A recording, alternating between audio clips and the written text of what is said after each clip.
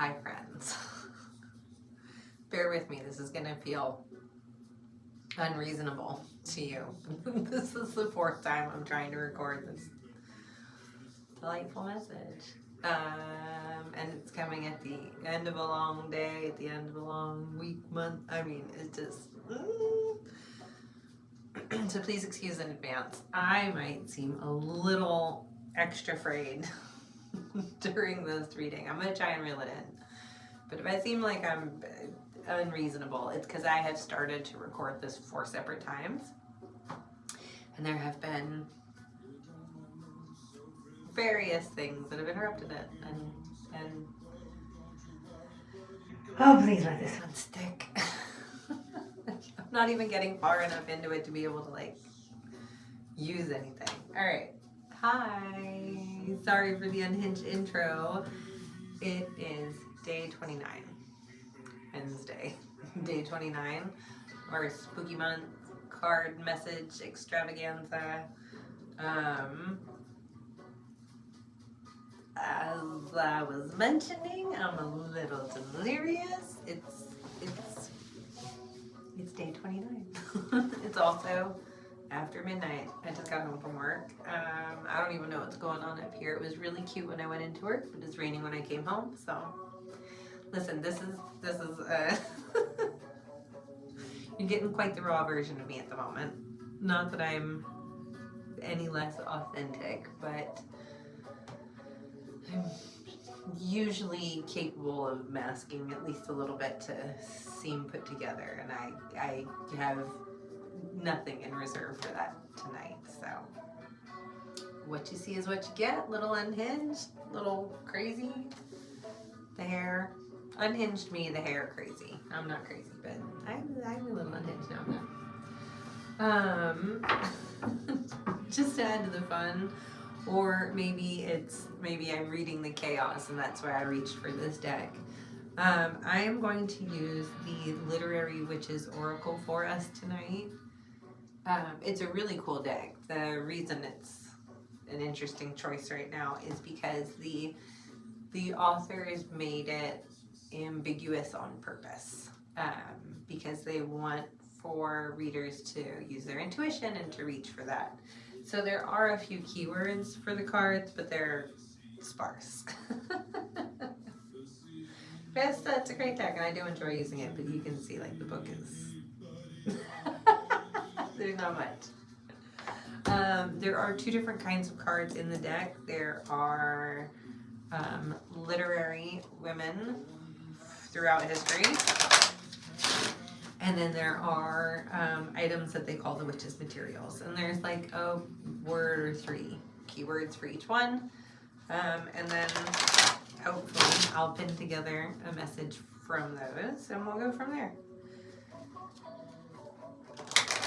I feel like Spirit's really trying my fucking patience tonight. Just like, really? Tonight can't be a night that I could like pick one that I could just read it to you? But no.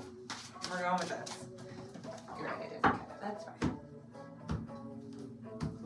I'm not that formal here, Spirit.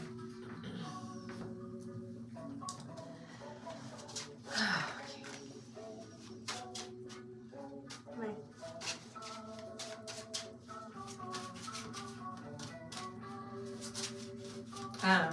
Halloween music brought to you by, I don't own these copyrights, but please enjoy the music.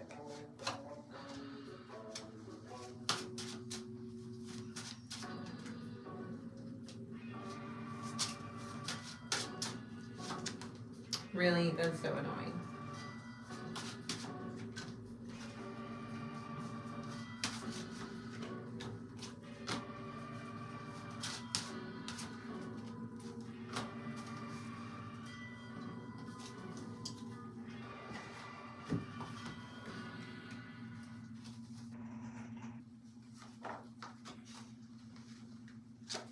I'm annoyed because they were giving me a bunch of cards and yeah, it's fine. All right, we got 3 and 3. We've got Emily Dickinson. Keyword says the soul.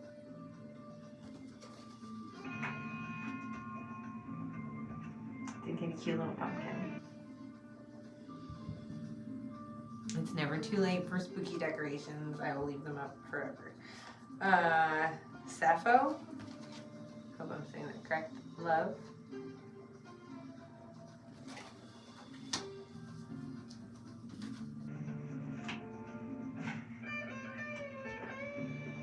And Mirabai.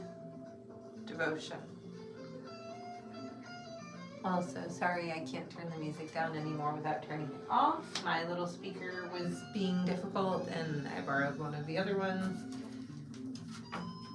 Just another layer of, I mean, it was almost impossible to make this happen tonight, but I did not come this fucking far.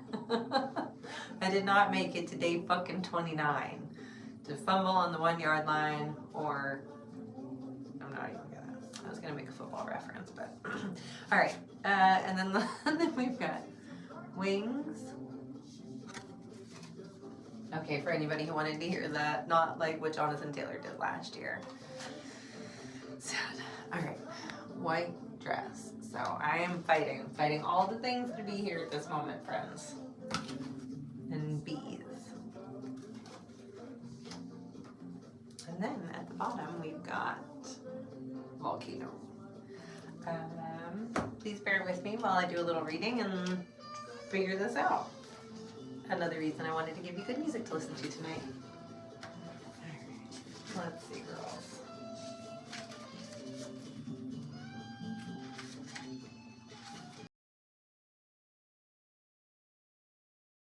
Okay, whatever, we're just going to presto change over back. All right, I have located everything, and I think, I don't know, we'll figure it out as we go along, but I've located everything to share with you at least, and I have an idea of what I think. And I'm sure once we get going, it'll start flowing out the way it does. Okay, so Emily Dickinson, her key words: the soul, spiritual life, the inner world, and the unknown. Sappho, there. Sorry, I had it. Love, the beloved, desire, taking flight. And then Mirabai, devotion, worship, passion, and the sublime. And I feel like each of the cards came, the materials came out with each one of the witches. So for Emily Dickinson, we have wings, and that one represents wishes, ambition, and wandering. Sappho with love is a white dress, appearances, society, and gender. And then Mirabai, devotion, bees, togetherness, work, and treasures. And then at the bottom of the deck, the volcano, patience, expression, lust. Okay. I'm gonna look again, I'm sure I am, but the second I put it down, I'm like, I have an idea.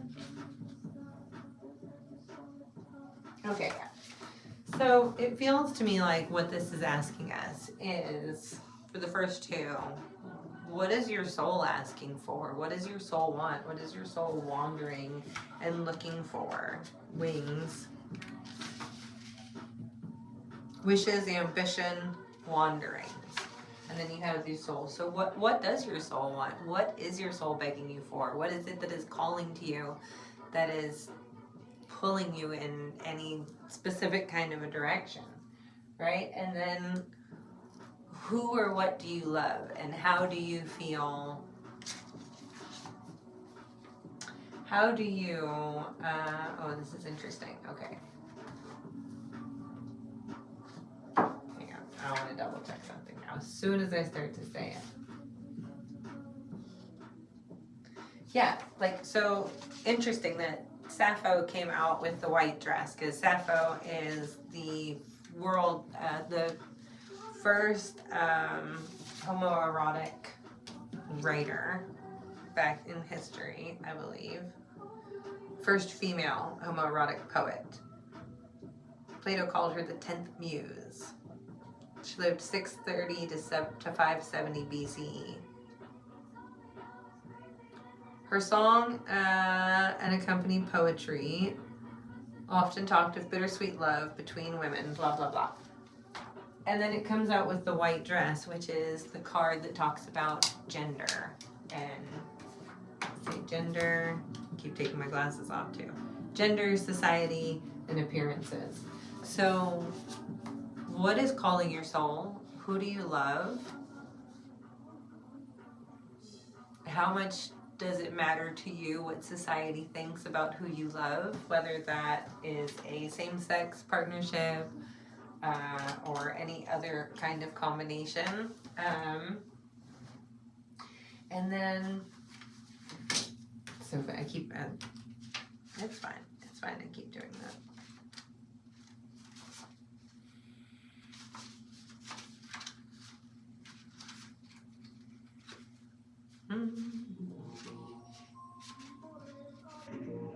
I knew it was an interesting day to use this deck.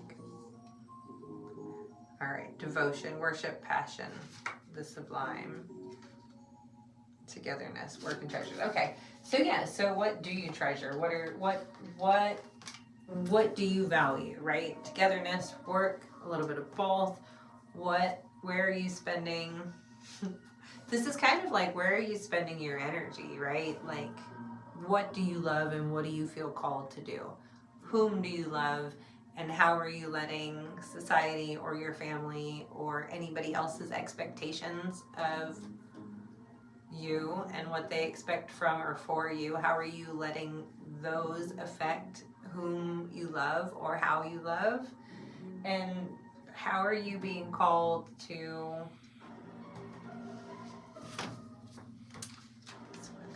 this one keeps like flowing in and out. Yeah, and what are you valuing? Like,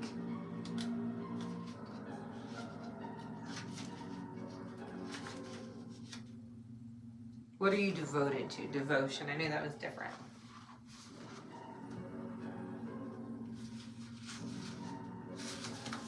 One of the keywords on hers is worship.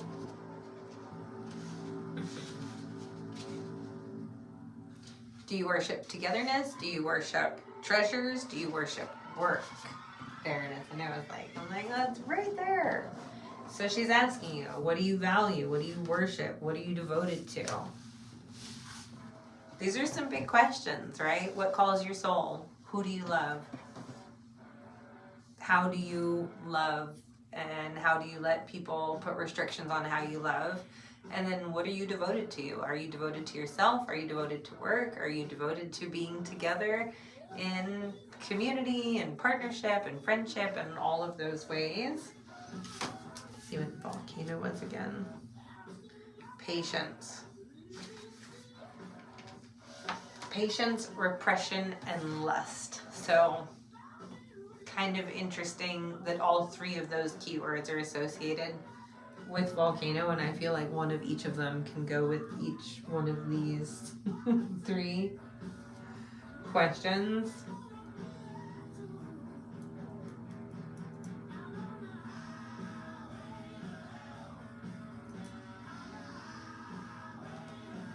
Yeah, I feel like tonight is not about giving you answers, but tonight instead is about asking some bigger questions for you to ask yourself.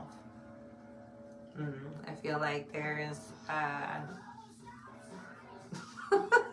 it feels like an interesting juxtaposition to say, like, there's an air of deep contemplation, which there is, while Highway to Hell is playing in the background.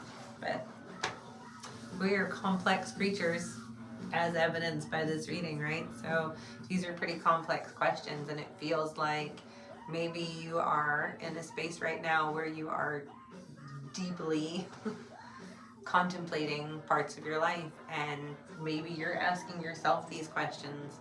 Who do I love? What do I want to do with my life? How do I let other people's expectations or society's expectations affect who I love? Excuse me, burping confirmations, what I want to do with my life or what I'm devoted to. These are some pretty interesting and big questions tonight, friends. Yeah, no advice for you, just It's an interesting energy. I've felt vaguely uncomfortable trying to get this whole reading going, and then even having to like cut it up because whatever in the middle. It feels like we are fighting for this and not quite sure how it all shakes out yet. And that's okay. Sometimes it is really important to stop and ask yourself these big reflective questions and make sure that you are still going down the path that resonates for you. Because often we can just get like comfortable, I don't want to say in a rut, but I mean, if that, you know, if it fits, take it. If it doesn't, leave it. But we can get so comfortable that we can forget to challenge ourselves. We can forget to stop and ask if the path that we are on, work, love, connection to self, and something greater, are the actions you're taking right now, do they still resonate with who you are in alignment with becoming, who you are becoming in your highest alignment?